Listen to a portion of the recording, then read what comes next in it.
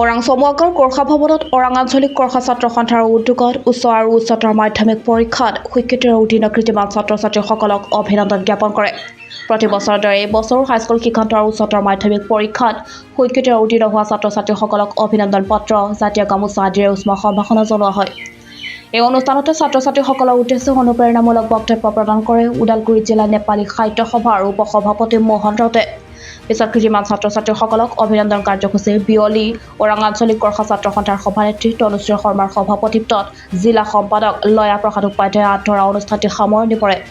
কাৰ্যসূচীত ওদালগুৰি জিলা আৰু আঞ্চলিক সমিতিৰ বহু বিষয়ববীয়া উপস্থিত থাকে। আজি ওৰাং আঞ্চলিক আকচুৰ উদ্যোগত আমাৰ ওৰাং অঞ্চলত বসবাস কৰা গোৰ্খা জনগোষ্ঠীয় ছাত্ৰ ছাত্ৰী 52 জনে মেট্ৰিক আৰু হায়াৰ ছেকেণ্ডেৰী সুখ্যাতিৰে পাছ কৰিছে। খুব গৌৰৱৰ কথা, ওৰাং নিচিনা এটা অঞ্চলত 52 জন গোৰ্খা ছাত্ৰ ছাত্ৰীয়ে ফাৰ্ষ্ট ডিভিজনত উত্তীৰ্ণ হ'বলৈ সক্ষম হৈছে। আমি গৌৰৱ অনুভৱ কৰিছোঁ। এই ওৰাং অঞ্চলৰ গোৰ্খা জনগোষ্ঠীৰ গোৰ্খা জাতিৰ কাৰণে আজি আমি এই 52 জন ছাত্ৰ ছাত্ৰীক ওৰাং আঞ্চলিক আকচুৰ উদ্যোগত যি সম্বৰ্ধনা অনুষ্ঠান পাতিছে, এই অনুষ্ঠানত মই উপস্থিত হ'ব পাই মই নিশ্চয় আনন্দিত হৈছোঁ।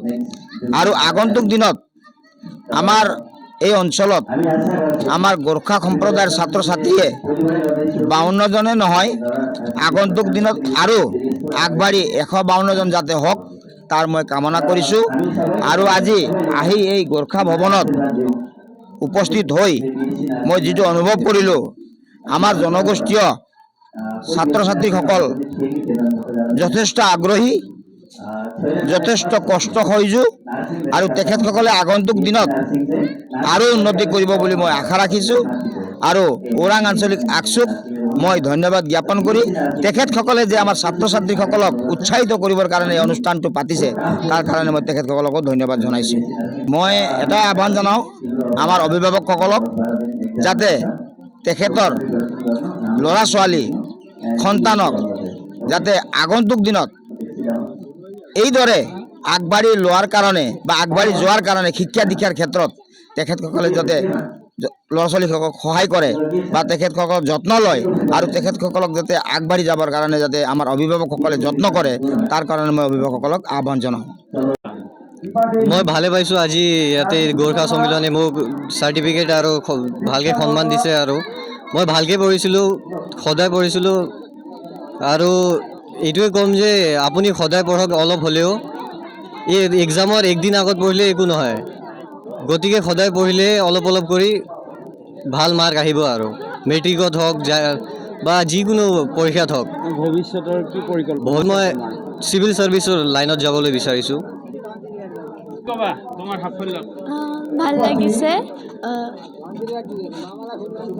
তুমি কেনেকৈ পঢ়িছে?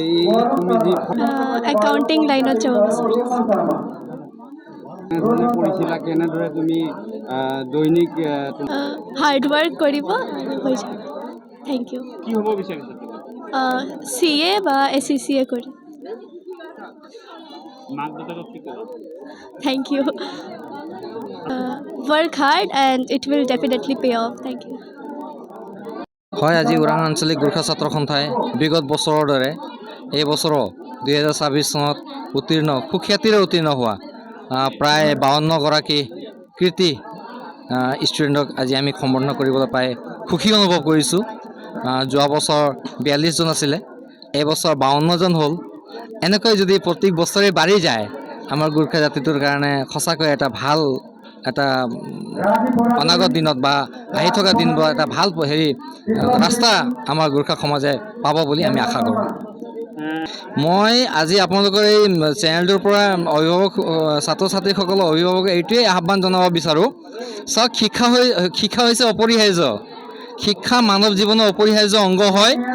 এসাঁজ কমকৈ খাওক, কিন্তু ল'ৰা ছোৱালীক ভাল শিক্ষা দিয়ক, এইটোৱে মই আহ্বান জনাব বিচাৰোঁ।